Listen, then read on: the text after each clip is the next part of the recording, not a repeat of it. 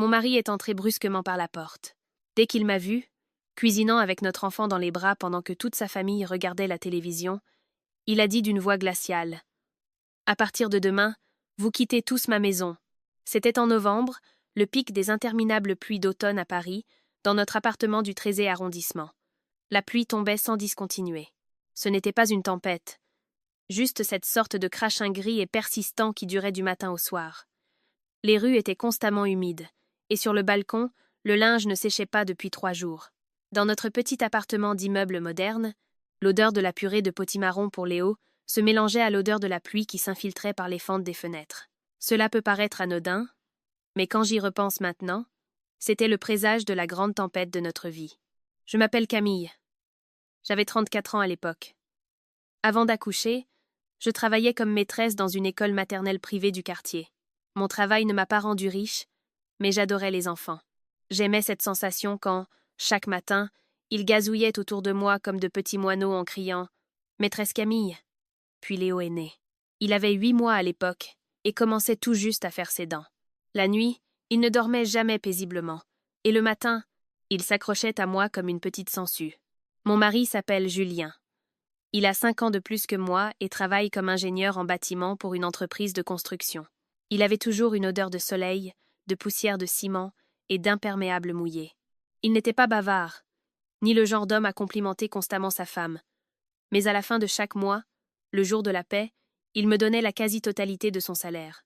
Il ne gardait qu'un peu d'argent pour ses frais de transport et les cafés qu'il buvait sur les chantiers. Il disait toujours qu'être à la maison et élever un enfant était un travail suffisamment difficile, et qu'il me laissait donc gérer les finances. Notre appartement faisait 62 carrés mètres, dans un immeuble en briques un peu ancien de Paris. Il n'était ni neuf, ni luxueux.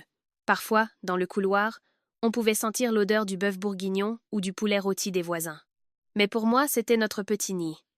Nous payions le crédit immobilier à 2, et chaque mois, nous devions nous serrer la ceinture pour pouvoir honorer les mensualités. Parfois, en regardant le relevé de compte, je soupirais, mais en même temps je souriais. Nous avions des dettes, certes, mais quand nous fermions la porte derrière nous, ce foyer était à nous. Juste un peu plus de patience, voilà ce que je croyais. Pour une femme, un palais n'est pas tout.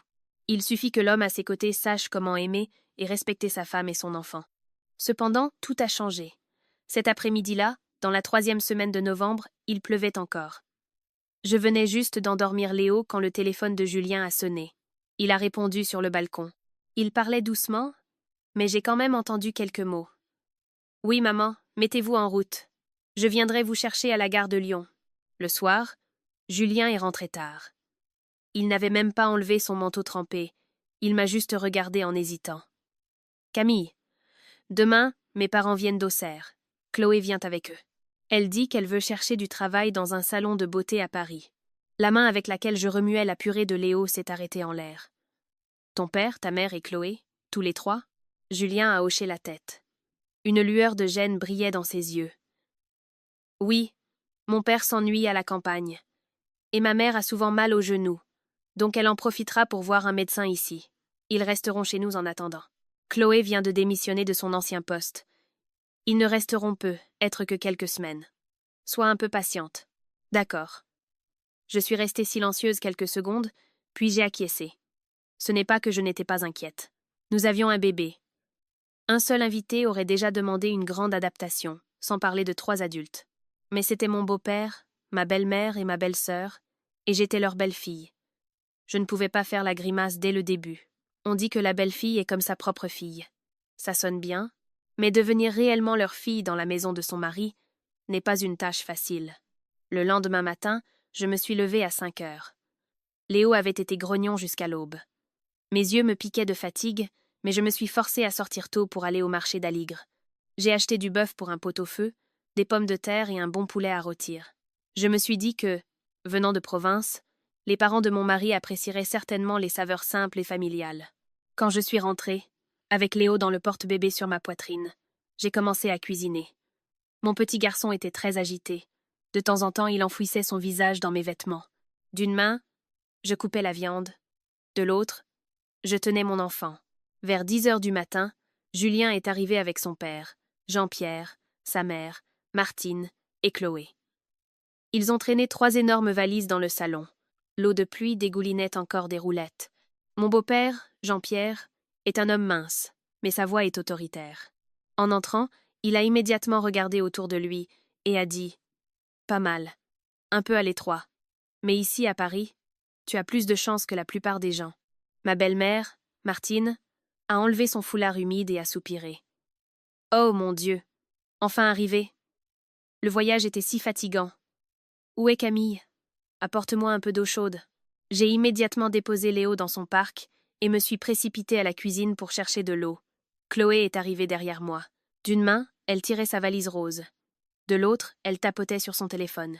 Elle avait 20 ans, la peau blanche, les cheveux ondulés aux pointes, et ses faux ongles rouges brillaient de 1000 feux. Quand elle m'a vue, elle a souri gentiment. « Camille, tu as l'air fatiguée. Pourtant, tu es juste à la maison avec le bébé. Tu devrais avoir une vie plus tranquille que quelqu'un qui travaille. Pourquoi as-tu l'air si épuisée? » Je suis restée silencieuse, esquissant juste un sourire évasif. Léo se réveille beaucoup la nuit. J'ai peu dormi. Allez, lavez-vous le visage. Ensuite, nous mangerons. Chloé a laissé sa valise au milieu du salon, a jeté un coup d'œil au plat servi et a secrètement fait la grimace. Peut-être, pensait-elle, on est à Paris, et il n'y a que du poulet rôti et des pommes de terre. Je m'attendais à quelque chose de plus spécial. Avant que je puisse répondre, Martine a ri. Allons, tu es chez ton frère. Tu manges ce qu'il y a. Camille vient d'accoucher. C'est déjà une belle performance qu'elle ait pu faire tout ça. On aurait dit qu'elle me défendait, mais pour une raison quelconque, mon cœur s'est alourdi. J'avais l'impression que dès le premier jour, on me forçait à jouer le rôle de la servante et que personne ne se souciait de savoir si j'étais fatiguée ou non. Au déjeuner, j'étais assise à côté de Julien. De temps en temps, il mettait un peu de nourriture dans mon assiette. Jean-Pierre mangeait lentement, interrogeant Julien sur ses projets de construction. Martine observait constamment Léo dans son parc. Pourquoi ce gamin pleure-t-il tout le temps? Quand j'élevais mes 2 enfants, là où je les posais, ils restaient tranquilles. Les enfants d'aujourd'hui sont trop gâtés. C'est pour ça qu'ils s'accrochent autant à leur mère. J'ai juste hoché la tête. Julien m'a regardé. Il a peu être vu les cernes sombres sous mes yeux, car il est intervenu. Léo fait ses dents, maman. C'est pour ça qu'il est grognon. Martine n'a plus rien dit, mais son regard semblait dire « Tu ne sais pas t'occuper correctement d'un enfant ». Après le repas, je me suis levée pour débarrasser la table. Chloé a sorti son téléphone et s'est assise sur le canapé. Plongée dans son fil d'actualité, elle a demandé « Camille, c'est quoi le mot de passe du Wi-Fi ?» Après que je le lui ai donné, elle a souri largement. Heureusement que la connexion est rapide, sinon comment pourrais-je vendre des produits en direct?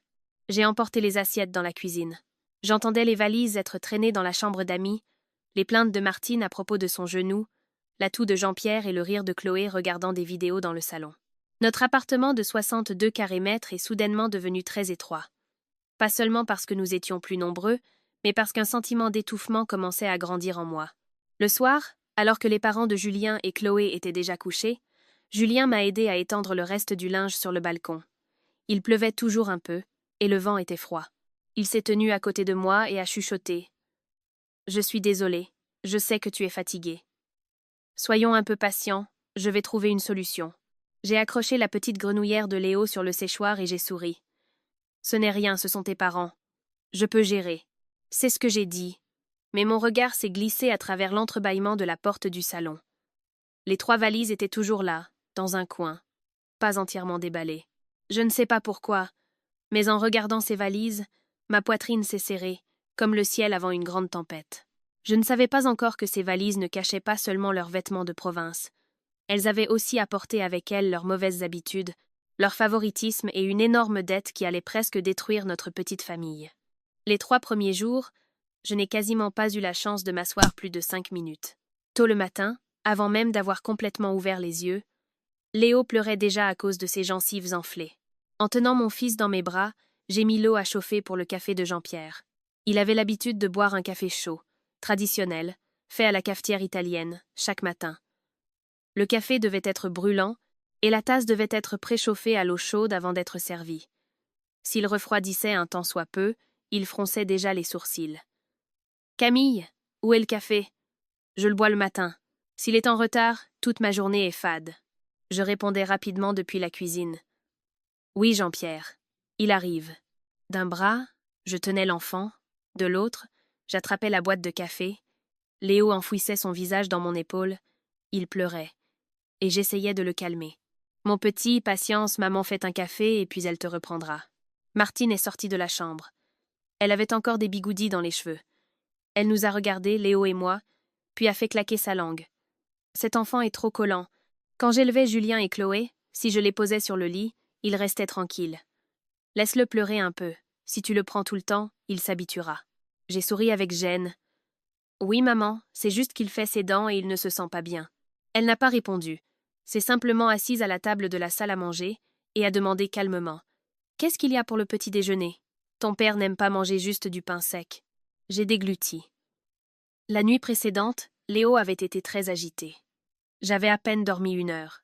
Mais en entendant la question de ma belle-mère, j'ai posé Léo dans sa poussette et je suis retournée à la cuisine pour préparer une bonne omelette chaude avec des saucisses et du thé. Je me suis dit que les personnes âgées de la campagne avaient leurs habitudes. Un peu de patience ne pouvait pas faire de mal. À 11h30, Chloé est sortie de la chambre en pyjama de soie rose. Ses cheveux étaient attachés en un chignon désordonné, son téléphone à la main. Ses yeux étaient rivés sur l'écran. Elle est passée à côté de la table, a jeté un coup d'œil à la poêle et a demandé « Camille, il y a du café ?»« Je ne veux pas d'omelette, juste un café pour me réveiller. » Je sortais justement les saucisses pour l'assiette de Jean-Pierre et j'ai répondu « Il y a du café soluble 3 en 1 dans le placard. »« Chloé, s'il te plaît, fais-le toi-même. J'ai vraiment les mains prises en ce moment. » Pfff. Chloé a levé les yeux et a fait la moue. « Je ne sais pas où est la bouilloire. »« Fais-le-moi. Je veux aller sur Internet pour chercher du travail. » J'ai jeté un coup d'œil à Léo, qui était sur le point de pleurer à nouveau. Puis j'ai regardé le petit déjeuner encore fumant. Avant que je puisse répondre, Martine est intervenue. « Fais-le pour ta belle-sœur. Ça ne prend que quelques minutes, Camille. Elle est ici pour chercher du travail. Elle est stressée. Elle ne s'amuse pas. J'ai été obligée de poser l'assiette et de préparer le café pour Chloé. » Elle a pris la tasse, a soufflé dessus et a souri. « Merci, Camille. Toi, tu es déjà habituée à être à la maison. Tu fais ces choses si vite. » Cela semblait léger, mais j'ai eu l'impression qu'un énorme rocher pesait sur ma poitrine. Le fait d'être à la maison ne signifiait pas que je ne faisais rien, mais simplement que ce que je faisais n'était pas appelé travail. À partir de ce moment, le rythme de vie de notre appartement a complètement changé. Auparavant, je devais seulement m'assurer que Julien parte au travail et que je m'occupe de Léo. Les repas étaient aussi simples. Si nous étions fatigués, nous mettions une pizza surgelée au four ou nous mangions une tartine de jambon beurre, sans que cela ne pose de problème. Maintenant, tout était différent. Jean-Pierre devait manger à heure fixe. Martine n'aimait pas les plats à emporter. Chloé voulait un café le matin, ne mangeait pas de choses grasses à midi. Et le soir, elle ne pouvait pas manger de glucides car elle avait peur de grossir. Une fois, j'ai acheté un peu de poisson pour le faire frire. J'ai fait de la carpe frite avec des pommes de terre. Je pensais que mes beaux-parents aimeraient ça. Jean-Pierre en a mangé une demi-assiette en hochant la tête. Pas mauvaise poisson. Au moins tu sais cuisiner quelque chose de traditionnel. Avant même que je puisse me réjouir, Chloé a piqué dans le poisson et a grimacé. C'est plein d'arêtes, Camille. J'ai peur d'en manger. La prochaine fois, tu pourrais faire du poulet ou une salade pour que ce soit plus sain. Martine a ri. Cette fille, où as-tu appris ces manières d'étrangère?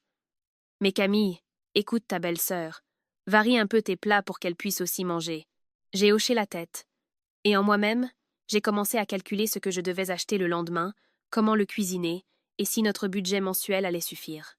Le salaire mensuel de Julien n'était pas bas. Mais maintenant, 3 adultes s'étaient ajoutés. L'électricité, l'eau, le riz, la viande, le lait en poudre, les couches pour Léo. Les dépenses étaient comme des fourmis qui envahissent la nourriture. Lentement, elles dévoraient tout. Après chaque repas, c'était toujours moi qui débarrassais.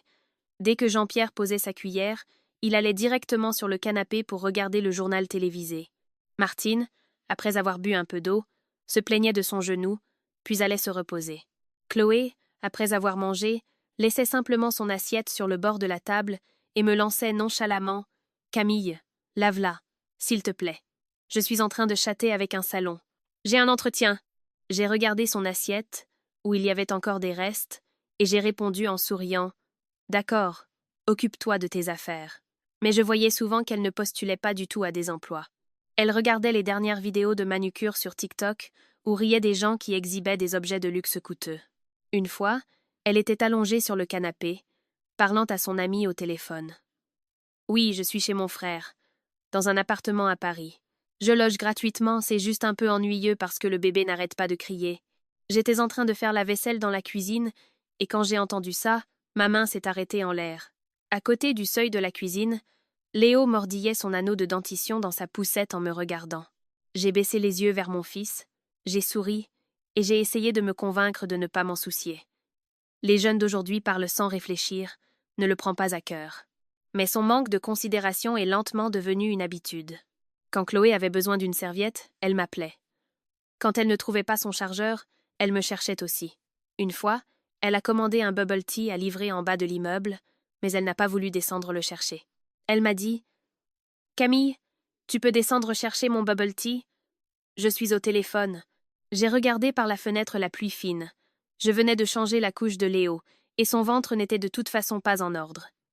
J'ai dit patiemment « Vas-y toi-même. Je suis en train d'endormir Léo. » Chloé a commencé à bouder. Mais avant qu'elle puisse répondre, Martine a crié depuis sa chambre. « Camille, apporte-le à ta belle-sœur. Il y a un ascenseur, tu n'as pas à monter les escaliers. » Quelle paresseuse. J'ai pris Léo dans mes bras et je me suis levée. Quand la porte de l'ascenseur s'est fermée, je me suis vue dans le miroir. Des cheveux en désordre, un vêtement taché de lait, des cernes sombres sous les yeux. J'ai pensé que c'était drôle. On dit qu'être une belle fille demande de la patience. Mais il semble que ma patience consistait à avaler toutes les couleuvres. Le soir, Julien est rentré tard. Il enlevait ses chaussures dans l'entrée quand il m'a vu plier des vêtements à côté du lit de Léo. Il s'est approché de moi et m'a doucement massé les épaules. « Tu es fatiguée, ma chérie ?» J'ai immédiatement secoué la tête. « Non, je suis habituée. » Il m'a regardé longuement, comme s'il ne me croyait pas. « Maman et Chloé, c'est trop lourd pour toi ?» J'ai baissé les yeux et j'ai continué à plier les petits vêtements de Léo en essayant de garder une voix normale. Mais non. Maman n'est juste pas encore habituée à l'appartement, et Chloé cherche du travail.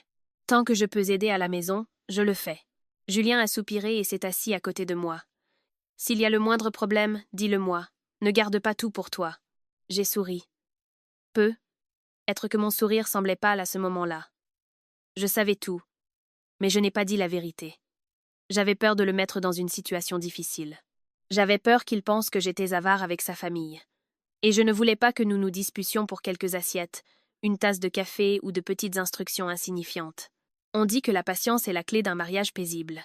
J'y croyais, ou plutôt je me forçais à y croire. Cette nuit-là, Léo a eu de la fièvre à cause de ses dents. Je marchais de long en large dans la chambre avec lui dans mes bras, lui tapotant le dos et lui fredonnant doucement une berceuse.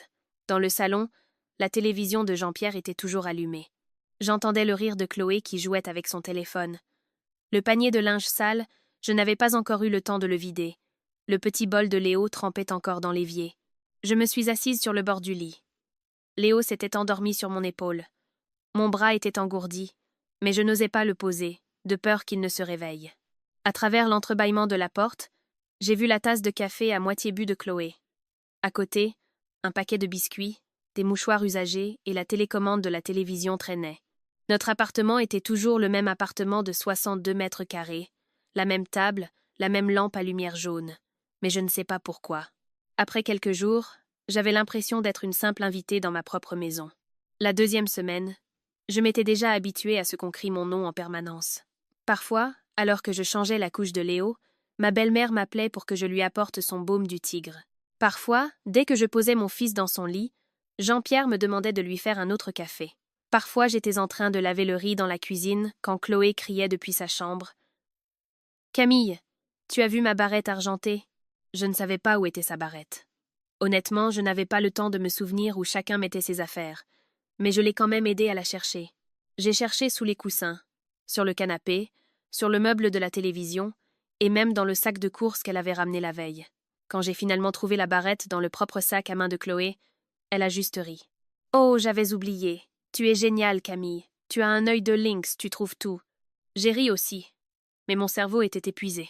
Parfois, quand les gens vous complimentent sur votre efficacité, ce n'est pas parce qu'ils vous admirent, mais pour pouvoir vous faire courir la prochaine fois aussi. C'était un jeudi. Le ciel était couvert sur Paris depuis le matin. Il pleuvait finement, mais juste assez fort pour mouiller les vitres. J'ai profité de la courte sieste de Léo pour préparer un pot-au-feu pour le dîner. Comme nous avions des invités, je devais l'assaisonner pour qu'il corresponde au goût de mes beaux-parents, sans pour autant dépasser notre budget. Même en choisissant les légumes, je devais être prudente, car Martine était très critique. Si les légumes étaient un peu vieux, elle disait que je ne savais pas faire les courses. Si le poisson avait une odeur trop forte, elle disait que je ne savais pas cuisiner. Vers midi, Chloé est sortie de sa chambre. Elle portait une robe crème à encolure carrée et manches bouffantes. C'était exactement le genre de robe que portent les filles qui aiment se prendre en photo dans des cafés esthétiques. L'odeur de son parfum a envahi tout le salon. Elle a fait un tour sur elle-même devant le miroir et a demandé « Camille, cette robe, elle ne me grossit pas ?» À ce moment-là, je tenais dans mes bras Léo, qui était grognon et venait de se réveiller. Alors, j'ai juste jeté un coup d'œil et j'ai dit « Non, elle te va très bien. » Chloé a souri, l'air satisfaite, mais avant de sortir, elle a baissé les yeux et s'est exclamée « Oh mon Dieu, une tache de fond de teint. » Je l'ai vue aussi. C'était une minuscule tache de couleur crème au bas de la robe. Si on n'y prêtait pas attention, on ne la voyait même pas. Le visage de Chloé s'est immédiatement renfrogné. « Mince, je viens de l'acheter pour 60 €. Je dois faire une vidéo avec mon ami dans un café tout à l'heure. Camille, s'il te plaît, lave cette partie mais ne frotte pas trop fort. C'est de la soie. Ça va s'abîmer si tu la mets à la machine. » J'étais complètement abasourdie. « Chloé, je tiens Léo et il est très grognon. » Chloé a jeté un coup d'œil à l'enfant dans mes bras, puis a de nouveau regardé sa robe. Elle a répondu nonchalamment « Pose le bébé un peu. Il ne lui arrivera rien s'il pleure un peu. Et puis, tu sais mieux laver que moi. Si je le fais, je vais sûrement l'abîmer. » Avant que je puisse répondre, Martine est sortie de la chambre. Elle avait entendu notre conversation. « Lave-le pour ta belle-sœur, Camille. Chloé va voir ses amis. Si sa robe est froissée, on se moquera d'elle. Toi, tu es de toute façon à la maison. Prends quelques minutes. » J'ai serré Léo fort contre moi. Son visage était enfoui dans ma poitrine, il pleurnichait encore doucement. J'ai dit à voix basse. « Oui, maman. » Je calme juste Léo d'abord. Martine a froncé les sourcils. « Allons. Personne n'est jamais mort des pleurs d'un petit enfant. » Quand j'élevais Julien, il pleurait jusqu'à en perdre la voix. Et pourtant, il a grandi en bonne santé. Non, s'il est trop gâté, il tombera facilement malade. En entendant cela, je n'ai pas pu dire un mot. Parfois, on ne répond pas parce qu'on est d'accord, mais parce qu'on sait que parler ne sert à rien, que personne n'écoutera. J'ai posé Léo dans sa poussette, je lui ai donné un anneau de dentition, et j'ai emporté la robe de Chloé dans la salle de bain. L'eau était glaciale. J'ai versé un peu de lessive et j'ai commencé à frotter doucement la tache. Le tissu de soie était fin et glissant. J'ai donc dû m'asseoir par terre. D'une main, je tenais la robe. De l'autre, je frottais. Dans le salon, Léo a commencé à pleurer. D'abord doucement, puis de plus en plus fort. J'ai paniqué et j'ai voulu me lever, quand Martine a crié « Finis cette lessive, je vais jeter un œil au gamin. » Mais elle s'est juste arrêtée à côté de la poussette, l'a secouée un peu, puis s'est replongée dans son téléphone. Léo pleurait de plus en plus fort parce qu'il ne me voyait pas. Mon cœur s'est serré en entendant les pleurs de mon enfant. Mes mains bougeaient plus vite, le savon glissait de plus en plus. La tache n'avait pas encore complètement disparu, mais je ne pouvais pas frotter trop fort. Du canapé, j'ai entendu la voix de Chloé. Elle était en direct, en train de vendre des produits de maquillage. Sa voix était maniérée et artificielle. « Salut les filles. Je suis à Paris en ce moment, chez mon frère. L'endroit est plutôt correct, un peu sombre, mais ma peau brille quand même, n'est-ce pas ?» Assise sur le sol de la salle de bain, en entendant les mots « plutôt correct », la boule dans ma gorge a failli m'étouffer. Cet appartement était le fruit du travail acharné de mon mari. Chaque euro que nous avions économisé y était investi. Toutes les fois où j'avais voulu m'acheter un nouveau vêtement mais où j'y avais renoncé pour avoir de l'argent pour le lait en poudre du bébé. Et de la bouche de Chloé, cet endroit n'était qu'une pièce, plutôt correcte, pour sa diffusion en direct. Peu de temps après, je l'ai entendu rire. Oh, je n'ai pas encore mon propre salon, j'y réfléchis encore. Mais une femme doit savoir comment investir en elle-même. Si tu passes tes journées à moisir dans ta cuisine, c'est normal que ton mari finisse par te quitter. Ma main s'est arrêtée dans la bassine. Je savais que ce n'était pas directement pour moi. Mais dans cette maison, qui d'autres étaient débraillés et passaient ses journées dans la cuisine, si ce n'est moi, Martine a entendu et a ri. Il y a du vrai là, dedans, ma fille. Une femme doit se maquiller intelligemment. Camille, quand tu auras un peu de temps, coiffe-toi aussi. Ne laisse pas ton mari te voir comme ça quand il rentre. Il finirait par en avoir marre. J'ai baissé la tête et j'ai continué à laver. De l'eau a éclaboussé mon visage. Je ne sais pas si elle venait de la bassine ou de mes propres larmes. Je me répétais « Ne t'en fais pas ». Une fois que j'ai eu fini, j'ai essoré délicatement la robe et je l'ai suspendue pour la faire sécher. Ma main était rougie par le long séjour dans l'eau, et le savon me piquait. Je suis sortie en courant pour prendre Léo. Mon petit garçon était épuisé par les pleurs. Son visage était rouge, ses cils humides. Quand je l'ai pris, il a reniflé et s'est agrippé fermement à mes vêtements. Chloé a pris sa robe et l'a examinée à la lumière de la lampe. Pas mal, Camille. Heureusement qu'elle n'est pas abîmée. La prochaine fois, trie mes vêtements de ce genre séparément. Bon, je ne fais pas confiance aux machines à laver. Je l'ai regardée. Elle parlait si gentiment, sans un seul mot dur contre lequel j'aurais pu protester. Mais c'était précisément cette douceur qui m'indignait, comme un fil fin qui s'enroule autour de votre poignet. Au début, ça ne fait pas mal, mais avec le temps, il se resserre de plus en plus et vous entaille la chair. Cet après-midi-là, Julien est rentré plus tôt. En entrant, il m'a vu éplucher un potimarron pour la purée de Léo. Léo jouait sur son tapis d'éveil. Julien s'est lavé les mains, puis s'est approché de moi et m'a pris la main. « Pourquoi ta main est-elle si rouge ?» J'ai eu peur et j'ai retiré ma main. « Ce n'est rien, j'ai juste fait la vaisselle un peu longtemps. » Il a froncé les sourcils. « Qu'as-tu lavé pour qu'elle soit si rouge ?» J'ai baissé les yeux et j'ai fait semblant de ramasser un morceau de potimarron tombé par terre. Il y avait une petite tache sur la robe de Chloé. Je l'ai lavée rapidement. Elle est en soie, il fallait donc être prudente. Julien s'est tu. Je n'osais pas le regarder dans les yeux, car je savais que je fondrais en larmes si nos regards se croisaient. Et je ne voulais pas pleurer. Je ne voulais pas que mes larmes soient utilisées pour m'accuser de vouloir attirer la pitié. Il a pris une profonde inspiration. La prochaine fois, si tu es fatigué, laisse tomber. Tu n'es pas obligé de tout faire. J'ai souri. Je sais, je ne lui en veux pas. C'est ce que j'ai dit. Mais la douleur dans ma main était encore perceptible le soir.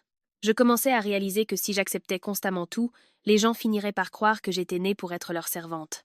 Le soir, Chloé est rentrée tard. Un nuage de parfum l'entourait, ses lèvres étaient d'un rouge vif et elle portait de nouveaux sacs de course. Dès qu'elle est entrée dans la maison, son téléphone a sonné. Quand elle a regardé l'écran, son visage a soudainement changé. Le doux sourire a instantanément disparu. Je me promenais avec Léo dans les bras et j'ai vu par hasard sa main trembler. Elle s'est rapidement retournée, a ouvert la porte du balcon et est sortie pour répondre. Dehors, le vent soufflait fort et le bruit de la pluie sur le toit était clairement audible. Mais j'ai quand même entendu sa voix. Elle était basse, mais pleine de peur. Je sais. Je sais que je dois de l'argent. Je cherche une solution. N'appelez plus ma famille. Je me suis arrêtée au milieu du salon. Léo a bougé dans mes bras. Dehors, sur le balcon, l'ombre de Chloé se reflétait sur la vitre humide. À ce moment-là, j'ai cru qu'elle avait simplement emprunté de l'argent à un ami pour acheter ses choses coûteuses. Je ne savais pas que cet appel téléphonique serait l'étincelle qui mettrait le feu au chaos monumental de notre famille. Il était 17 heures, le ciel était sombre, et il pleuvait depuis 3 heures de l'après-midi. À cause du vent et de la pluie sur le balcon, les vêtements étendus le matin étaient à nouveau trempés. Notre petit appartement semblait étouffant. Une odeur de pluie, l'odeur du baume du tigre de ma belle-mère et l'odeur de lait de mon fils se mélangeaient dans l'air. Je voulais ouvrir la fenêtre, mais le couloir extérieur était également mouillé. Léo était encore plus grognon ce jour-là, car une nouvelle d'en sortait. Chaque fois que je le posais, il se mettait à pleurer. De midi jusqu'à la fin de l'après-midi, je l'ai porté dans mes bras. Mon bras était complètement engourdi. Après le déjeuner, avant même que je puisse me reposer un peu, Martine a dit « Ce soir, fais une soupe de potimarron au bœuf. Ton père a mal au dos. Il a besoin de quelque chose de nourrissant. » J'ai répondu « Oui, maman. Que pouvais-je dire d'autre ?» Il restait un peu de viande dans le réfrigérateur, que j'avais initialement prévu d'utiliser pour la purée de Léo. Mais comme ma belle-mère l'avait demandé, je l'ai lavé, je l'ai fait blanchir pour l'écumer, puis je l'ai remise à cuire pour le bouillon. Vers 17 heures, la soupe a commencé à bouillir. J'ai fait cuire des œufs, cuit à la vapeur quelques légumes et sorti les cornichons du réfrigérateur. Léo pleurait toujours bruyamment dans mes bras. Son visage était rouge, son cou en sueur, et ses jambes donnaient des coups de pied constants dans mon ventre. D'une main, je tenais l'enfant, de l'autre, je remuais la soupe. J'ai failli pleurer à cause de la vapeur chaude qui montait de la marmite. Dans le salon, Jean-Pierre regardait les informations. Martine jouait sur son téléphone, regardant des vidéos sur les rhumatismes. Chloé était allongée sur le canapé dans une nuisette en satin crème. Elle reposait ses jambes sur un coussin, tout en admirant ses ongles. Elle s'était fait faire une manucure cet après-midi-là. Ses ongles étaient longs, de couleur lilas clair, décorés de petits strass, et sur son annulaire, il y avait un nœud scintillant. Depuis qu'elle était rentrée, elle les avait déjà montrés plusieurs fois. « Regarde, maman, j'ai payé 90 € pour ça. C'est magnifique, non? En province, personne ne sait faire ça. » Martine a souri. « Oui, une femme doit savoir comment prendre soin d'elle pour trouver un bon mari. » Je les écoutais tout en soufflant sur la soupe. Je suis une femme aussi. Autrefois, j'aimais aussi le maquillage, les belles robes et les beaux ongles. Mais depuis que j'ai accouché, la seule chose que je parvenais à faire était de me couper les ongles courts, pour ne pas égratigner mon enfant, et seulement quand il dormait. Parfois, en me regardant dans le miroir, j'avais peur, car je n'étais plus la femme que j'étais autrefois. Léo s'est mise à pleurer, ce qui m'a surprise. La cuillère en bois a failli tomber dans la marmite chaude. La soupe bouillonnait. Je me suis dépêchée d'éteindre le feu, mais Léo est devenu de plus en plus agité. J'ai regardé dans le salon et j'ai essayé de rester calme. « Chloé, s'il te plaît, prends Léo un petit peu. Juste pour 2 minutes, je veux éteindre le feu et servir la soupe. C'est très chaud, j'ai peur de la renverser sur le bébé. » Chloé, qui était en train de prendre ses ongles en photo, a levé les yeux en fronçant les sourcils, comme si je la dérangeais dans un travail très important. « Oh, Camille, je n'ai pas l'habitude de tenir les enfants. » J'ai supplié. « Juste 2 minutes, Chloé. Il pleure très fort, je ne peux pas le faire d'une seule main. » Chloé a immédiatement caché ses mains devant sa poitrine. Son regard était vif, comme si je lui demandais une faveur énorme. « Impossible. Je viens de faire mes ongles. Ça a coûté 90 €. Si le gamin n'arrête pas de s'agiter et abîme les pierres, c'est toi qui payeras? En plus, et si je le griffe accidentellement avec mes longs ongles? Tu m'accuseras encore. » Je suis restée figée dans la cuisine. La chaleur qui montait de la marmite me frappait le visage. Mon enfant pleurait, et les mots de Chloé étaient si froids. Je ne savais pas quoi répondre. Si je disais qu'elle était égoïste, mes beaux-parents diraient que je manquais de respect. Si je restais silencieuse, je devrais encore une fois tout assumer seule. Martine a levé les yeux. Pas vers l'enfant qui pleurait, mais vers moi. « Fais-le seul. Les ongles de Chloé viennent d'être faits. Ce serait dommage de les abîmer. De toute façon, elle n'a pas encore d'enfant, elle ne sait pas comment tenir un bébé. » Je me suis mordu la lèvre. « Oui, maman, c'est tout ce que j'ai dit. » « Oui. » Mais je sentais une boule dans ma gorge. Je leur ai tourné le dos et j'ai serré Léo plus fort contre ma hanche. D'une main, j'ai attrapé un torchon. De l'autre, j'ai éteint le feu. Les pleurs de mon enfant étaient si forts que j'ai dû presser sa tête avec mon menton pour qu'il ne se cogne pas contre l'armoire. La soupe a de nouveau bouilli, a débordé sur la cuisinière et a grésillé. Du salon, j'ai entendu la voix agacée de Jean-Pierre. « Il y a trop de bruit dans la cuisine. Fais taire cet enfant. » J'ai fermé les yeux un instant. Le faire taire, cuisiner, nettoyer, faire le ménage. Comme si tout le monde avait le droit de me donner des ordres, alors que moi, je n'avais pas le droit de me sentir fatiguée. Chloé était toujours allongée sur le canapé, tournant sa main sous la lumière. « C'est très beau. Ça valait le prix. N'est-ce pas, maman? Une femme qui sait prendre soin d'elle ne gâche pas sa vie. » Martine a ri. « Bien sûr.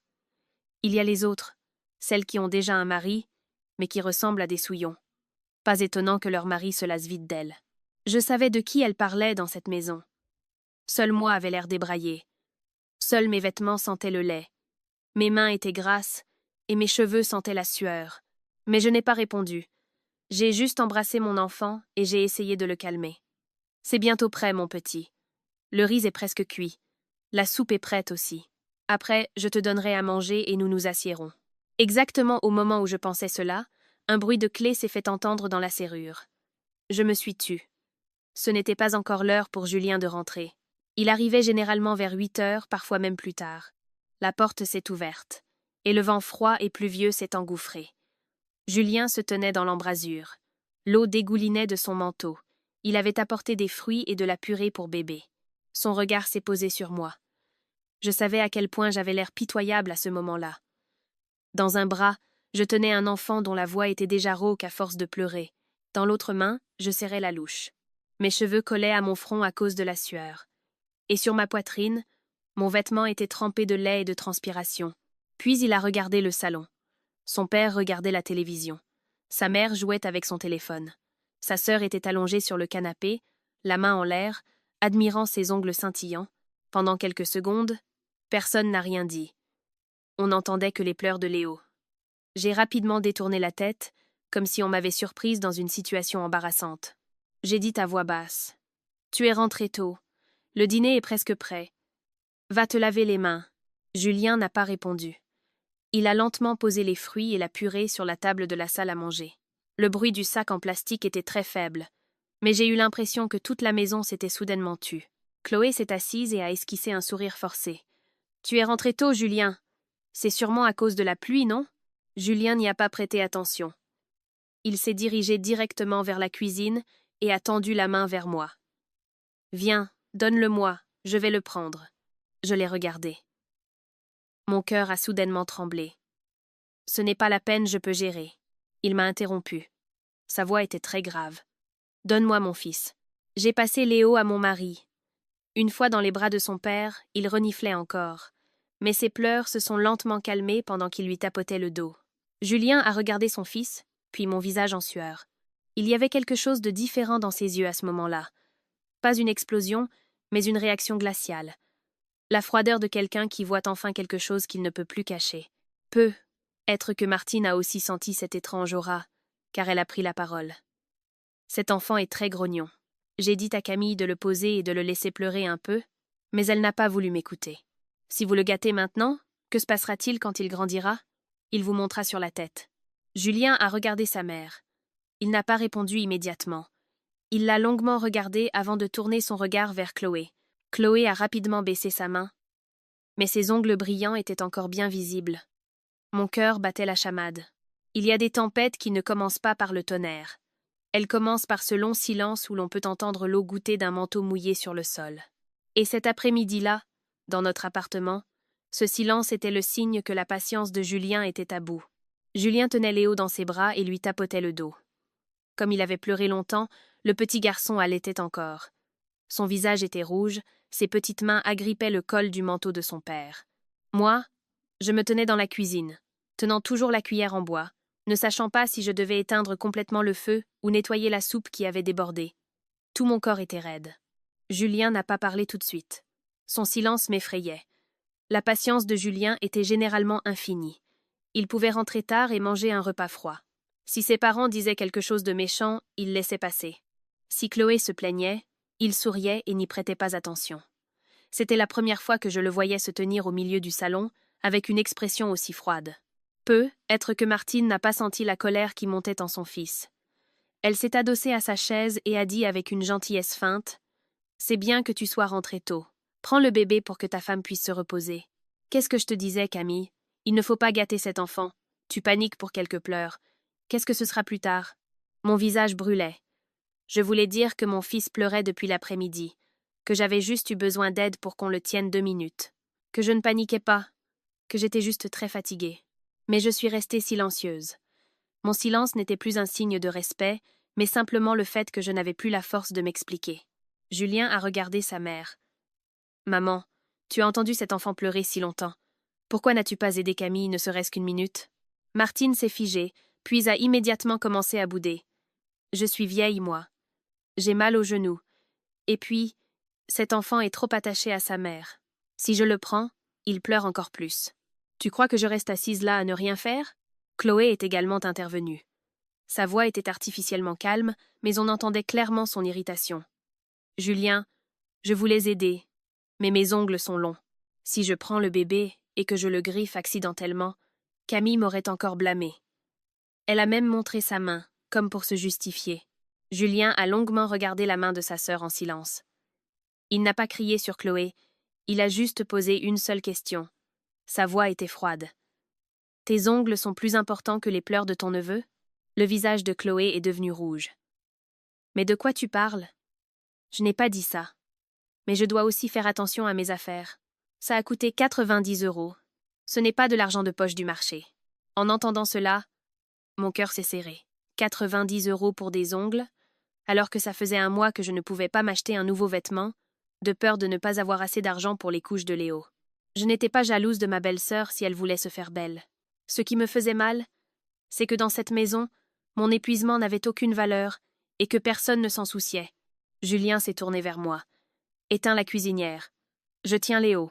J'ai immédiatement posé la cuillère en bois et j'ai éteint le feu. J'ai nettoyé la soupe renversée.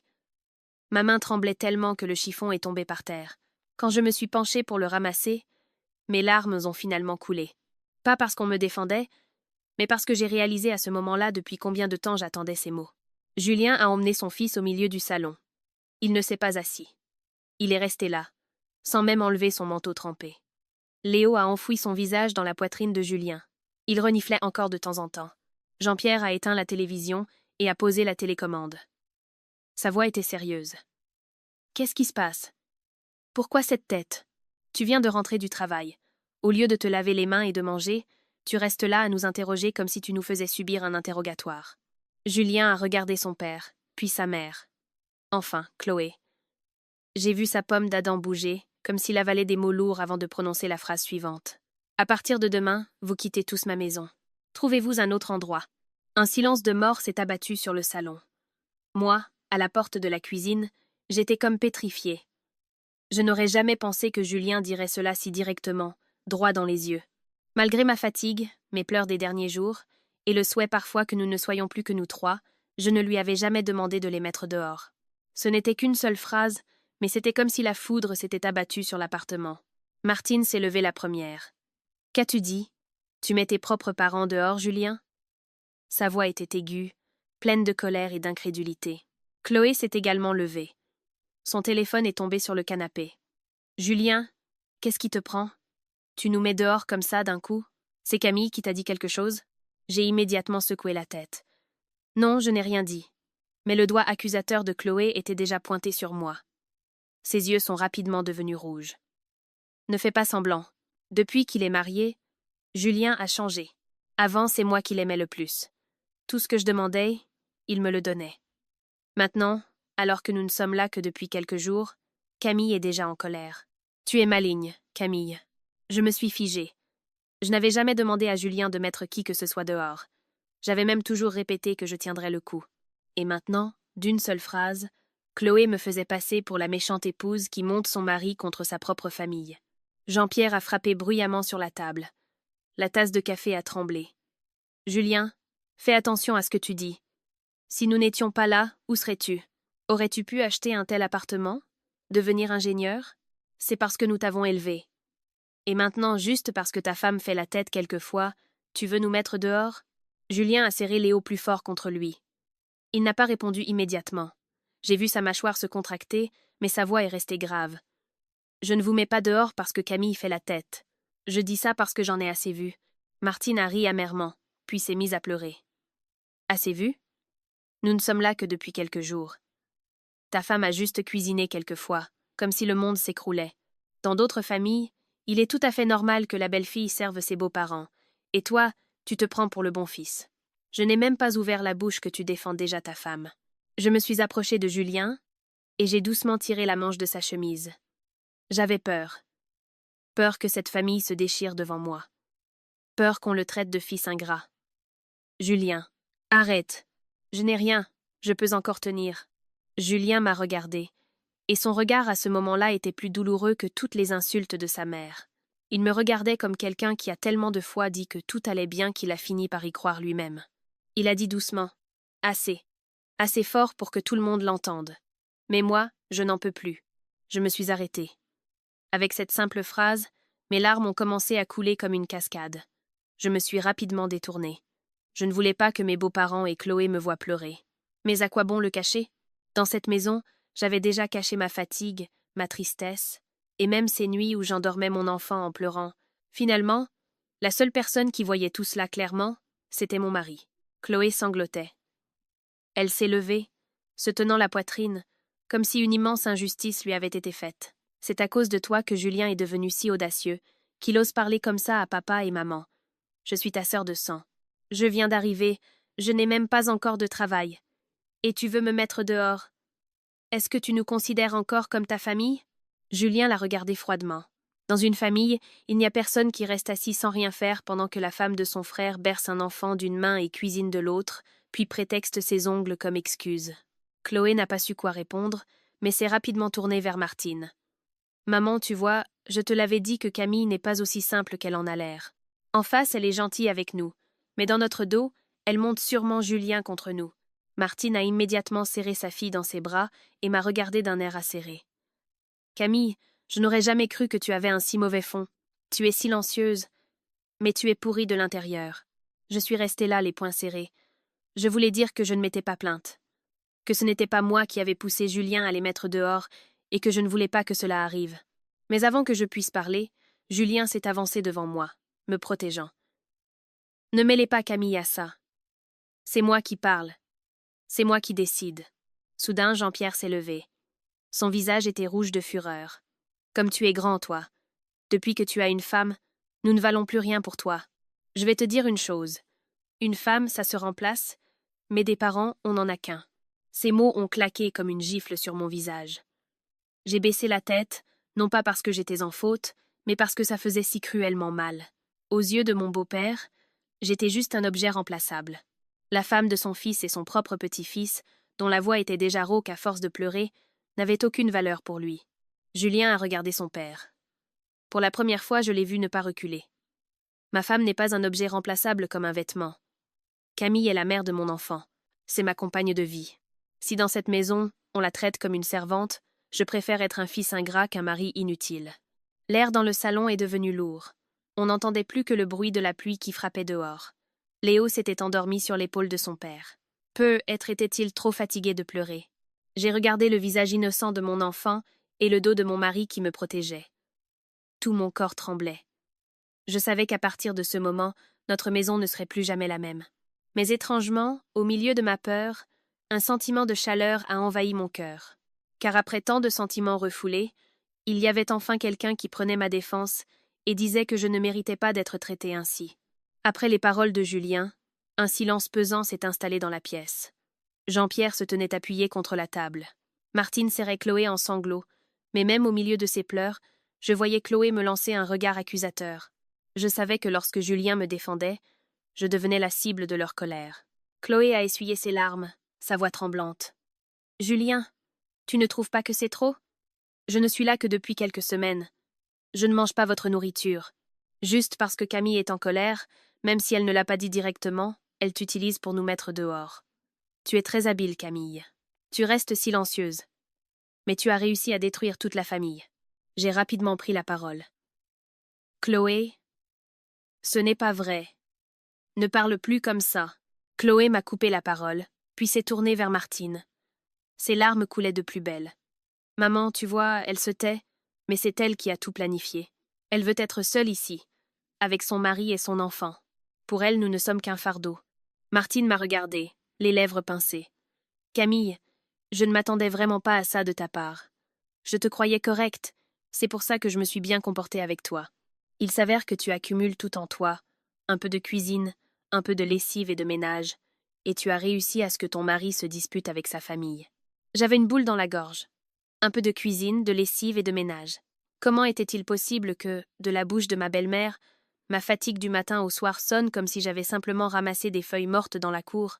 J'ai essayé de calmer ma voix. « Maman, je n'ai jamais dit de mal de vous à Julien. Je ne lui ai pas non plus dit de vous mettre dehors. Je voulais juste. »« Ne te justifie pas, » a coupé Jean-Pierre.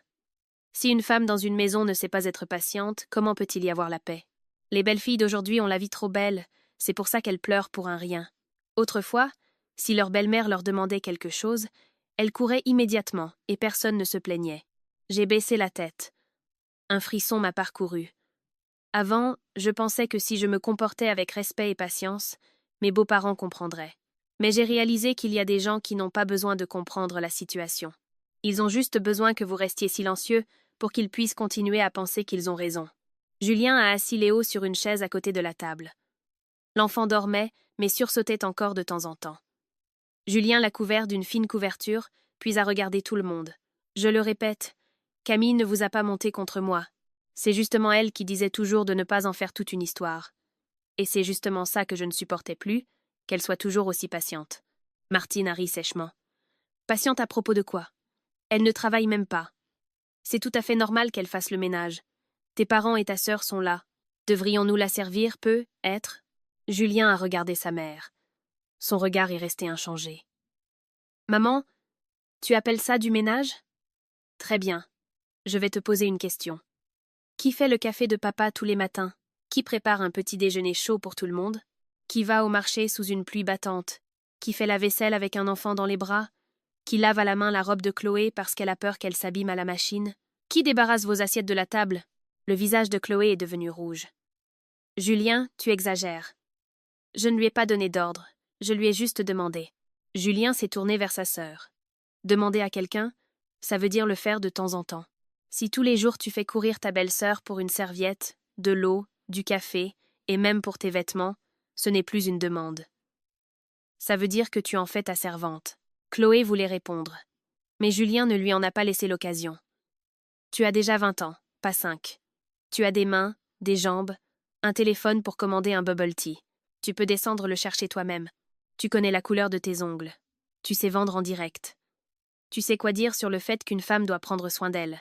Alors pourquoi ne peux-tu pas laver ta propre assiette après avoir mangé? Chloé est devenue pâle. Elle s'est tournée vers Martine, suppliante. Maman, Julien fait comme si j'étais une sorte de parasite. Martine a immédiatement frappé sur la table. Julien? C'est comme ça que tu parles à ta sœur? C'est une fille. Elle vient d'arriver. Au lieu d'avoir pitié d'elle, tu l'humilies devant ta femme. Julien s'est tu un instant. J'ai vu une trace de tristesse dans ses yeux, mais seulement un instant. Sa voix est devenue plus calme. Aimer ma sœur ne veut pas dire la laisser traiter ma femme comme une servante. Le fait que je sois son frère ne veut pas dire que je tolérerai qu'elle manque de respect à sa belle-sœur. Chloé s'est mise à pleurer bruyamment. Quand est-ce que je lui ai manqué de respect? Je lui ai toujours parlé.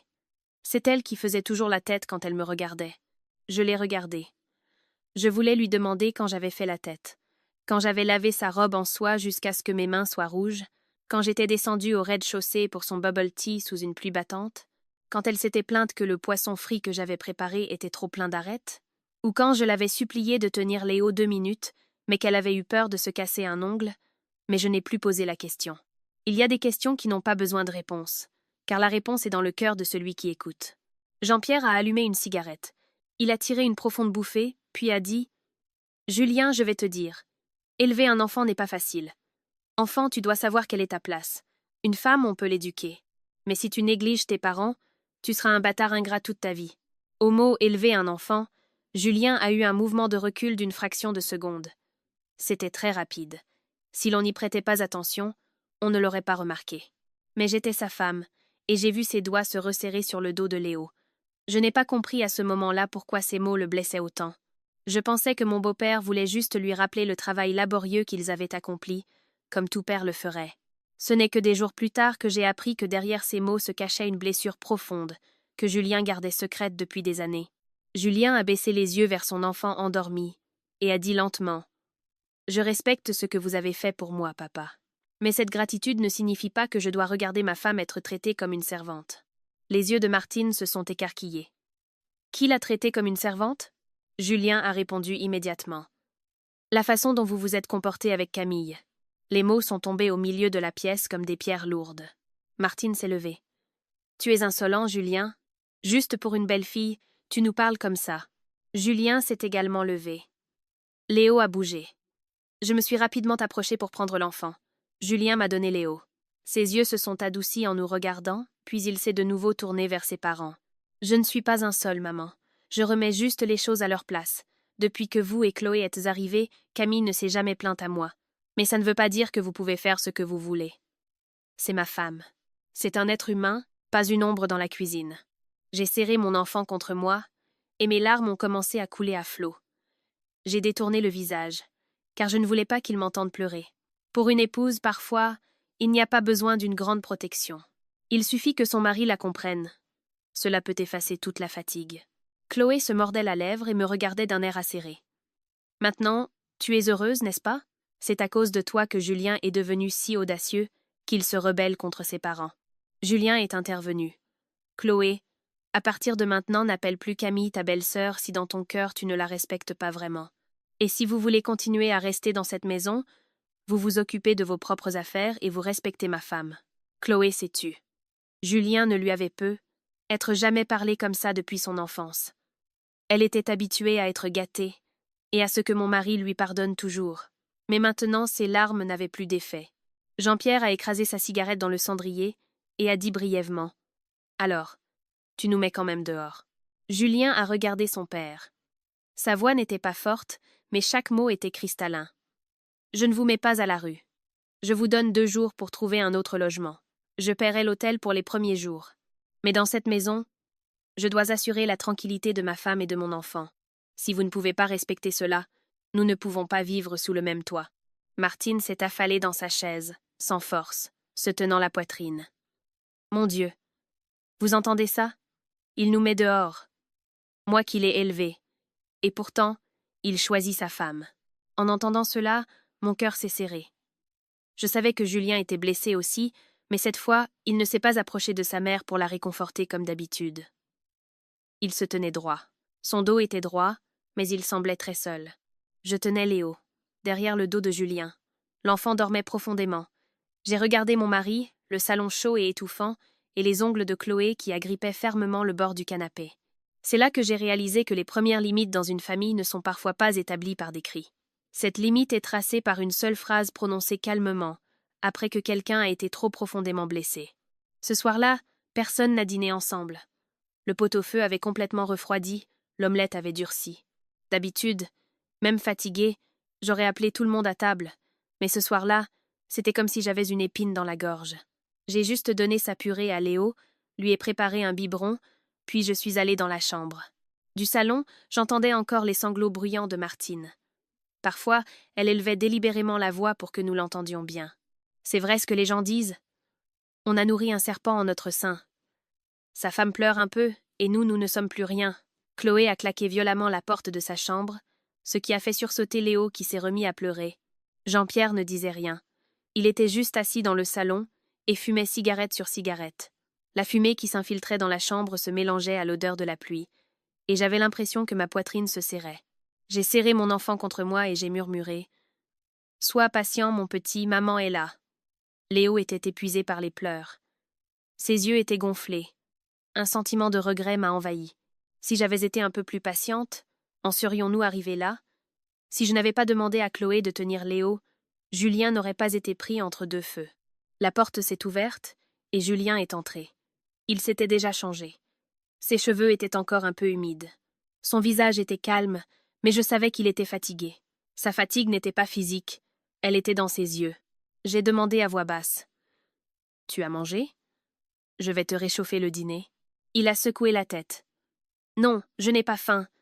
Pourtant, tu n'as rien mangé depuis cet après-midi. Je mangerai plus tard. Allez, couchez-vous. » Je me suis assise sur le bord du lit. « Julien, et si demain je demandais simplement pardon à ta mère pour que tout ça se termine ? Après tout, j'ai ma part de responsabilité. » Il m'a immédiatement regardé. Pas avec colère, mais avec pitié. « En quoi es-tu responsable ? » J'ai baissé la tête. « Parce que je suis la belle-fille. Mais j'ai laissé les choses s'envenimer entre vous. J'avais peur qu'on te traite de fils ingrat. » Julien s'est assis à côté de moi.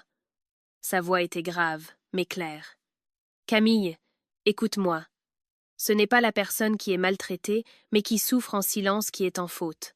Les responsables sont ceux qui voient à quel point tu es épuisé, mais qui attendent quand même que ce soit ton devoir. » Je me suis mordu la lèvre. Mes larmes ont de nouveau coulé. Il m'a essuyé les yeux et a dit « Ne demande pas pardon pour les erreurs des autres. » À cette seule phrase, mon cœur s'est serré. J'étais tellement habituée à m'excuser, si la maison était en désordre, si le dîner était en retard, ou si le bébé pleurait. J'avais presque oublié qu'il y a des choses qui ne sont absolument pas de ma faute. Julien est sorti de la chambre après que Léo se soit endormi. J'étais allongée à côté de mon enfant, mais je ne pouvais pas dormir. À travers l'entrebâillement de la porte, je le voyais assis à la table de la salle à manger. Son dos était voûté. Son visage était éclairé par la lumière de son téléphone. Dehors, la pluie ne s'arrêtait pas. Le silence de la maison était effrayant. Peu de temps après, j'ai entendu Julien soupirer longuement. Je me suis levée. « Qu'y a-t-il » Julien n'a pas répondu tout de suite. Il fixait juste l'écran de son téléphone. Je suis sortie, j'ai fermé la porte pour que Léo ne se réveille pas, et je me suis approchée de lui. Qu'est-ce qui s'est passé? Julien m'a tendu le téléphone. C'était l'application de sa banque. Je ne suis pas douée avec les chiffres, mais j'ai vu la série de transactions en rouge des 2 derniers mois. 200 euros, 500 euros, 1000 euros, puis 2000 euros. Et d'autres virements de 1000 euros les uns après les autres. Je l'ai regardé. Pourquoi as-tu viré autant d'argent? Julien m'a regardé. Sa voix était basse. Ce n'est pas moi qui ai viré. Un frisson m'a parcouru. Comment ça? Il a pointé chaque ligne du doigt. 9 virements. Au total, 12 500 euros. Tous vers un compte inconnu. Tu ne connais pas ces gens? Il a secoué la tête. Non, l'argent de l'entreprise est sur un autre compte. Ça, c'était notre argent du ménage. Il a cliqué sur les détails des transactions. Il y en avait à 10 heures du matin, à 13 heures, et même des virements à l'aube. Il a dit sérieusement, « Regarde les heures. Le 4, à 10 heures du matin, j'étais sur le chantier. Mon téléphone était dans la salle de réunion. Le 12 à 13 heures, je vérifiais le bétonnage. Mon téléphone était dans la voiture. Il s'est arrêté. Son regard était vide. Et aujourd'hui? J'étais sous la douche. Mon téléphone était dans le salon. Une image m'est immédiatement revenue en tête. Ce jour-là, Martine avait demandé le téléphone de Julien pour regarder des photos de Léo, car le sien était déchargé. Chloé s'était assise à côté d'elle et avait dit « Viens là, maman. Je vais te montrer comment zoomer. » J'étais dans la cuisine, donc je ne leur ai pas prêté attention. J'ai demandé à voix basse « Maman a emprunté ton téléphone. » Je n'ai pas terminé ma question, car j'avais très peur de ce à quoi je pensais. Même si ma belle-mère s'était mal comportée, je n'aurais jamais cru qu'elle toucherait à l'argent de son propre fils. Julien n'a pas répondu. Il a ouvert ses SMS. Il n'y avait aucun code d'authentification. Pas de code 3D Secure. Pas de notification de la banque. C'était vide. Son front s'est plissé. S'il y a eu un virement, il doit y avoir un code par SMS. Où est le message? J'ai regardé l'écran. Être que quelqu'un l'a effacé. Après avoir dit cela, nous sommes restés silencieux tous les deux. Julien s'est levé et est entré dans la chambre. Je pensais qu'il allait voir Léo, mais quand il est ressorti, il tenait son ancien téléphone. C'était le téléphone sur lequel son compte de messagerie était synchronisé, avant qu'il ne le range dans un tiroir. Il l'a allumé. Ce furent les 10 minutes les plus longues de ma vie. Je me suis assise à côté de lui. Ma main était glaciale. La chambre de mes beaux-parents était silencieuse. Mais ce silence était comme si quelqu'un nous observait depuis l'obscurité. Quand le téléphone s'est allumé, Julien a ouvert sa boîte mail. Là, il y avait tous les codes d'authentification bancaire et les notifications de virements supprimés.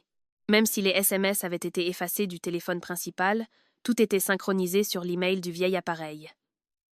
Julien a vérifié les dates une par une. Chacune correspondait exactement. J'ai mis la main sur ma bouche. J'avais une boule dans la gorge. Mon Dieu, Julien n'a pas bougé. J'ai vu qu'il serrait le téléphone si fort que les veines ressortaient sur sa main, mais il n'a pas frappé la table, il n'a pas commencé à crier. Il n'a pas fait irruption dans la chambre pour les confronter. Il est resté silencieux. Et ce silence était bien plus terrifiant que la colère. Au bout d'un moment, il a dit « Quelqu'un a obtenu les codes bancaires via mon téléphone. » Après le virement, ils ont effacé les messages. J'ai demandé d'une voix tremblante. « Qui a pu faire ça ?» Julien a fermé les yeux un instant. Quelqu'un qui connaît mon mot de passe et qui peut manipuler mon téléphone sans que je m'en méfie. Je me suis souvenu du moment où Martine avait emprunté son téléphone, ou quand Chloé avait dit qu'elle lui installerait une nouvelle application, ou quand Jean-Pierre était assis dans le fauteuil d'où l'on voyait parfaitement la porte de la salle de bain, des petits détails, que je pensais insignifiants, s'emboîtaient soudainement comme les maillons d'une chaîne. « Tu vas leur parler ce soir ?» Il a secoué la tête. « Pas encore. Si je leur demande, ils nieront. Je veux voir de mes propres yeux. » J'ai compris ce que cela signifiait.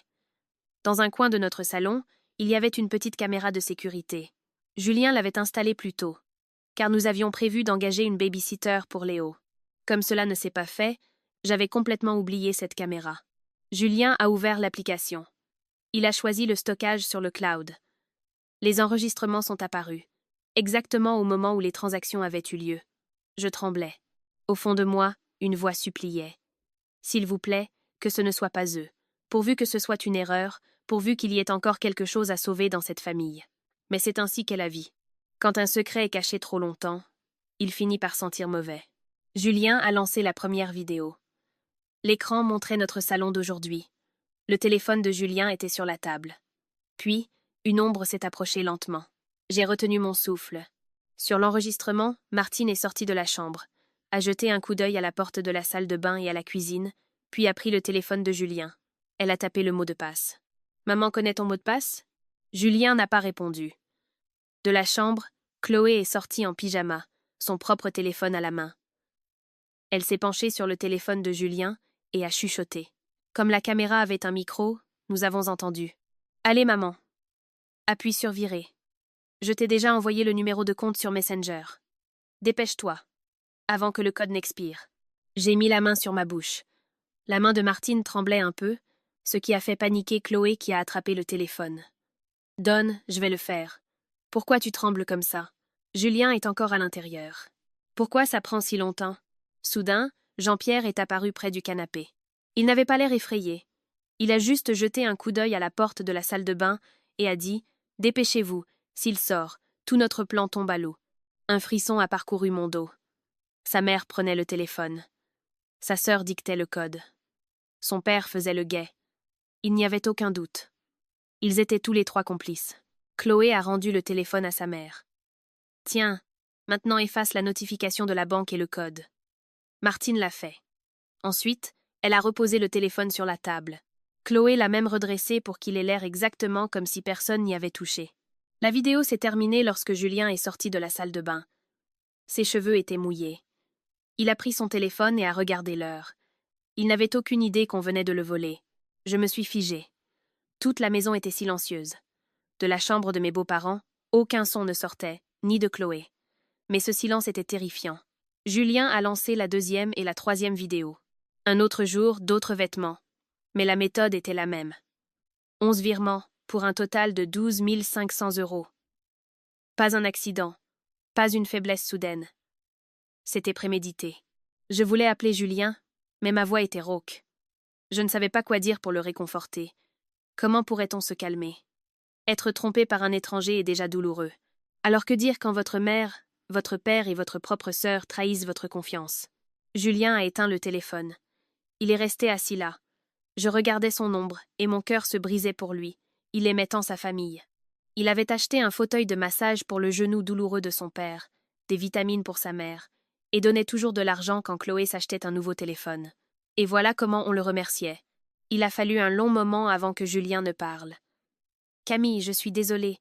J'ai été surprise. »« Pourquoi t'excuses-tu » Ses yeux étaient rouges, mais il s'efforçait de rester calme. « De t'avoir laissé vivre sous le même toit que de telles personnes. Je pensais qu'il n'avait que de la gueule, et ça jamais je n'aurais pensé. » Il n'a pas terminé sa phrase. Peut-être était-il trop fatigué pour la prononcer. Je lui ai pris la main. Sa main était froide, plus froide que la mienne. « Ce n'est pas de ta faute. Tu as juste fait confiance à ta famille. » Julien a souri amèrement. « Mais si je donne ma confiance aux mauvaises personnes et que ma femme et mon enfant en sont les victimes, alors que dois-je faire? Tu vas leur parler demain ?» Julien a secoué la tête. « Pas encore. Si je leur demande, ils nieront. Je dois savoir quel était leur plan suivant. S'ils ont été capables de prendre 12 500 €, ils ne s'arrêteront certainement pas. Surtout parce qu'ils pensent que je ne sais rien. » Julien s'est levé. Il a pris son portefeuille dans la chambre, le portefeuille en cuir que je lui avais offert. Il en a sorti tout l'argent liquide, ne laissant qu'une carte de crédit de secours, qu'il avait déjà bloquée. « Qu'est-ce que tu prépares » ai-je demandé. « Je vais le laisser sur la table. Je suis curieux de voir s'ils l'ouvriront. » J'ai frissonné. Je ne voulais pas voir d'autres vérités horribles, mais je savais que Julien devait guérir cette blessure par lui-même. Le lendemain matin, Julien s'est levé tôt. Il pleuvait encore. Je l'observais en préparant le biberon de Léo. Alors qu'il ajustait le col de sa chemise devant le miroir, il a posé son portefeuille à côté de la télécommande sur la table du salon, comme un mari pressé qui l'aurait oublié à la maison. « Prends soin de toi », lui ai-je dit. Il m'a longuement regardé. Je savais qu'il n'allait pas loin. Je suis allée dans la cuisine et j'ai préparé la purée du matin de Léo. Dans le salon, le silence était total. Personne n'a demandé son café. Personne n'a fait courir personne. Un peu plus tard, Julien m'a raconté ce qui s'était passé. Après être parti, il s'est simplement garé au café du coin, a allumé son téléphone et a regardé la caméra. Il a dit que sa main était glaciale, car il espérait encore que sa famille ne toucherait pas à ce portefeuille. Mais cet espoir s'est rapidement évanoui. Vers 8 heures du matin, Chloé est sortie de la chambre, s'est dirigée directement vers la table et a pris le portefeuille. Elle l'a ouvert et a fait la grimace. Martine est également sortie de la chambre. Julien a entendu leur conversation à travers la caméra. Le portefeuille de Julien est complètement vide, maman. Et sa carte a l'air bloquée. Martine a froncé les sourcils. Où est son téléphone? Il l'a emporté. On dirait qu'il devient de plus en plus prudent. Bon, on ne peut rien faire maintenant. Plus tard, je demanderai à Camille les économies de Léo. J'ai vu qu'elle en gardait dans le tiroir. Elle doit bien avoir 800 €. Les yeux de Chloé se sont illuminés. Elle a ses propres économies? Et moi qui la croyais si gentille. Mais on est toutes pareilles. D'accord, maman, dis-lui juste que papa a besoin d'argent pour des médicaments, qu'il est très malade. Si elle ne le donne pas, on la fera passer pour la méchante devant Julien. Pendant que je nourrissais mon enfant dans la cuisine, je n'avais aucune idée de cette conversation qui se déroulait dans mon dos. Ces 800 € que j'avais mis de côté avec l'argent mensuel de Julien et en vendant les anciennes affaires de Léo. C'était une réserve d'urgence pour Léo, au cas où il tomberait malade. Mais maintenant, il voulait le prendre pour payer on ne sait quoi. Vers 9 heures, Julien m'a appelé. « Où es-tu? Je donne à manger à Léo. Tu es au travail? » « Oui. » Julien a hésité une seconde. « Camille, aujourd'hui, ne donne d'argent à personne, sous aucun prétexte. Peu importe ce qu'ils disent. Ne donne rien. Je me suis tue. Qu'est-ce qui s'est passé? Je te raconterai plus tard. Dans l'après-midi, la pluie s'est un peu calmée. Martine m'a appelé dans le salon. Quand je suis arrivée, ils étaient tous les trois assis là. Martine a posé un papier plié sur la table. Ton père doit être examiné. Voici son ordonnance. Donne 800 € pour les médicaments. J'ai regardé le papier. C'était une vieille photocopie d'ordonnance décolorée. Il y avait dessus un compte-rendu médical, un examen de laboratoire, des médicaments, et le montant final était exactement de 800 €. J'ai serré Léo fort contre moi. « Maman, quand est-ce que Jean-Pierre a été examiné? Je ne l'ai même pas vu sortir de la maison aujourd'hui. » Le visage de Martine s'est immédiatement assombri. « Tu penses que ton père n'a pas besoin d'être soigné? Je prends les médicaments sur la base de ces anciennes ordonnances. La vie de ton beau-père est en jeu. Tu crois que je plaisante? Ou peut-être que tu penses que j'invente des histoires pour te piquer ton argent? Ce n'est pas ça, maman, mais 800 € c'est beaucoup d'argent. Je dois demander à Julien. » Chloé a ri avec mépris. « Fantastique, Camille. Même pour les médicaments vitaux de notre père, tu dois demander la permission à Julien. Julien travaille pour l'argent, et toi tu n'es que la caissière. Et maintenant que ton beau-père est si malade, tu cherches des excuses. Chloé, cet argent, c'est la réserve d'urgence de Léo. S'il s'agit d'une si grosse somme, Julien doit aussi être au courant. » Martine a frappé sa tasse sur la table. « L'argent de Léo n'est pas l'argent de la famille? J'aime mon petit-fils, mais ton père est malade. Tu vas laisser ton père souffrir dehors juste parce que tu es avare avec l'argent? J'avais envie de pleurer. Je n'aurais pas été avare si Jean-Pierre avait vraiment été si gravement malade. Mais la façon dont ils étaient assis là, comme s'ils attendaient juste que je tombe dans leur piège, je savais que cet argent n'était pas pour des médicaments. » Avant que Chloé puisse répondre, la porte s'est ouverte. Julien est entré. L'épaule de sa chemise était mouillée. Il n'a même pas enlevé ses chaussures. Il a vu l'ordonnance sur la table, Léo qui pleurait, et la main tendue de Chloé qui me montrait du doigt. « Qu'est-ce qui se passe ici? » Martine a immédiatement commencé à pleurer de manière théâtrale. « C'est bien que tu sois là. J'ai demandé 800 € à Camille pour les médicaments de ton père, mais elle refuse de les donner. Ton père est si malade à la maison, et elle est avare avec l'argent. » Julien s'est approché, a pris l'ordonnance et l'a regardée en silence pendant quelques secondes. Ses yeux se sont assombris. « Quand mon père a-t-il été examiné?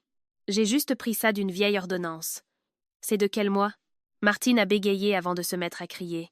« Pourquoi tu me questionnes comme si j'étais une voleuse? » Julien n'a pas répondu. Il a déchiré le papier en deux, puis a de nouveau déchiré la moitié en deux et l'a jeté sur la table. « S'il faut des médicaments, on l'emmène à l'hôpital et on le fait examiner. Mais venir ici avec un drôle de bout de papier, juste pour forcer ma femme à vous donner les économies de Léo, ça n'a aucun sens. »« Julien !» a crié Chloé. « Tu crois que nous avons falsifié cette ordonnance ?» Julien s'est tourné vers sa sœur. « Je ne dis pas que vous l'avez falsifiée, mais à partir de maintenant, quiconque osera toucher à un seul euro de l'argent de ma femme et de Léo pourra quitter cette maison ce soir même. » Le visage de Martine est devenu rouge de colère. « Tu me menaces? Juste pour cette Camille? Je protège ma femme, a répondu Julien. Tu es complètement fou, a hurlé Chloé. Elle a dû te jeter un sort, cette femme. Tu nous traites comme des voleurs pour 800 euros. Pour 800 euros? Julien a posé son sac et l'a ouvert. Il en a sorti les relevés de compte bancaire et les a jetés sur la table devant eux. D'accord. Si on veut parler d'argent, alors parlons-en. Julien a sorti son téléphone, sur lequel il avait déjà ouvert l'enregistrement de la caméra. Sur la vidéo, on entendait clairement la voix de Jean-Pierre. Dépêchez-vous. S'ils sortent, chef fini. Martine se tenait silencieuse, le visage blême. Chloé a reculé. Julien a montré le relevé bancaire. 9 virements. Au total, 12 500 euros. Expliquez-moi pourquoi vous avez fait ça. Martine a dégluti. Non, nous ne l'avons pas pris. Nous l'avons juste emprunté pour un temps. Emprunté? Sans permission? En utilisant mon téléphone? Puis en effaçant les codes SMS? Julien a secoué la tête, puis s'est levé. Je vous donne jusqu'à demain pour m'expliquer où sont passés ces 12 500 euros. Quand il a dit cela, il m'a emmené dans la chambre et a fermé la porte à clé derrière nous. Ce soir-là, je les ai entendus parler. Maman, je n'en peux plus, pleurait Chloé. Le type du recouvrement a dit que si je ne paie pas dans les 3 jours, ils viendront ici à la maison. Ne parle pas si fort, Julien va t'entendre, a dit Martine à voix basse. Il a déjà découvert pour les 12 500 euros. Mais maman, où vais-je trouver l'argent? Ma dette est montée à 37 500 euros. Un investissement en ligne m'a ruiné. Dans la chambre, je me suis figée en entendant ça. 37 500 euros. Pas étonnant que Jean-Pierre ait dit « Demain, on fera signer à Julien la garantie. On mettra son appartement en hypothèque. Il ne pourra pas refuser, c'est ta sœur. » Le lendemain matin, Julien est sorti. Sur la table, il y avait déjà les papiers nécessaires pour qu'il se porte garant de la dette de 30 fois 500 euros de Chloé, avec notre appartement comme garantie. « Julien, a dit Jean-Pierre, c'est ta sœur. Qui d'autre pourrait l'aider, si ce n'est nous ?» Martine s'est remise à pleurer. « S'il te plaît, Julien, ta sœur en a grand besoin. » Julien a pris le stylo. Il l'a regardé sérieusement, puis l'a reposé sur la table. « Je ne signe pas ça. »« Quoi ?» a hurlé Jean-Pierre. « Tu vas laisser ta propre sœur mourir ? » ?»« Je ne la laisserai pas mourir, » a répondu Julien. « Mais je ne sacrifierai pas ma vie, ma femme et mon enfant pour ses erreurs. » Soudain, des coups forts ont retenti à la porte. « Chloé, ouvre! On sait que tu es là !» a crié une voix d'homme forte depuis le couloir. Chloé s'est immédiatement cachée derrière sa mère. Ce sont eux. Julien n'ouvre pas. Mais Julien a ouvert. 3 hommes se tenaient sur le palier. L'un d'eux, le chef du recouvrement, s'est avancé. « Je suis Thibault. Votre sœur Chloé nous doit 37 500 euros. Il faut payer immédiatement, ou nous saisissons tout ici aussi. » Chloé s'est mise à pleurer bruyamment. « Je n'ai pas encore l'argent. S'il vous plaît, donnez-moi encore du temps. » Thibault a regardé Jean-Pierre. « Vous aviez dit que la famille paierait pour elle. » Martine a serré le bras de Julien. « Julien, signe ce papier. Si les gens d'Auxerre apprennent ça, que vais-je faire ? » « S'il te plaît. » Julien s'est dégagé de l'emprise de sa mère. « Je peux vous aider, mais je ne paierai ni avec ma maison ni avec l'argent de ma femme. » Martine a alors perdu patience. « Tu n'as aucune figure, espèce d'ingrat. Tu n'es qu'un enfant que nous avons recueilli. Si nous ne t'avions pas recueilli à 17 ans, tu serais mort quelque part dans la rue. Tu n'es pas de notre sang. Comment peux-tu faire ça alors que ta propre sœur a besoin d'aide? Nous nous sommes tous tus. » Un enfant recueilli. Il l'avait recueilli à 17 ans. Julien ne m'en avait jamais parlé, mais le regard de Julien est resté inchangé. Julien a baissé les yeux sur sa mère en colère. « Je sais que je suis un enfant recueilli, maman. Je le sais depuis longtemps. Je l'ai entendu au village quand j'étais enfant, ou lors des grands événements.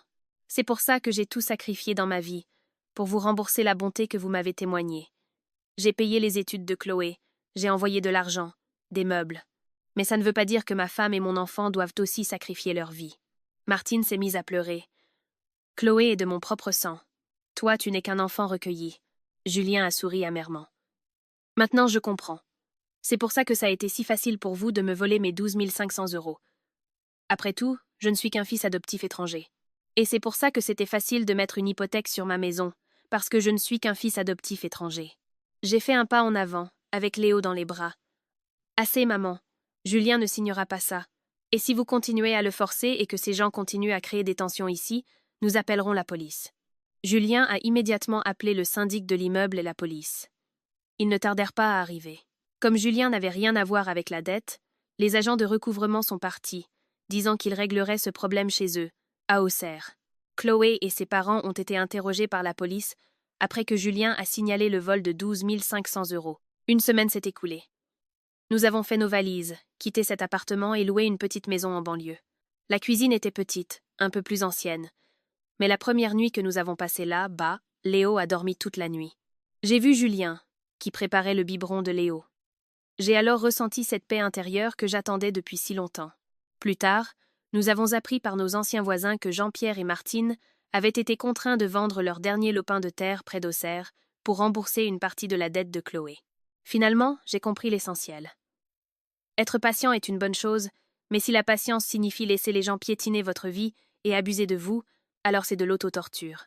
Le respect et la gratitude envers les parents qui nous ont élevés sont très importants, mais personne n'a le droit de jouer avec le destin d'une femme et d'un enfant simplement par cupidité et par jalousie. La famille n'est pas une famille parce qu'on partage le même sang. La famille est là où l'on vous respecte, où l'on vous protège et où l'on vous offre la paix et la sécurité.